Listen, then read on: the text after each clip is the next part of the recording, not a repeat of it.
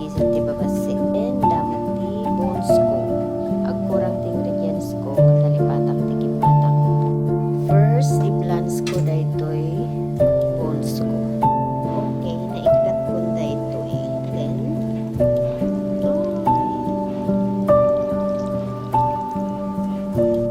tapos, napisi-pisi ko ti babasit. Okay, keep aside. Okay, mabalinan. So, ikatato. Bukwan nga na sayaan.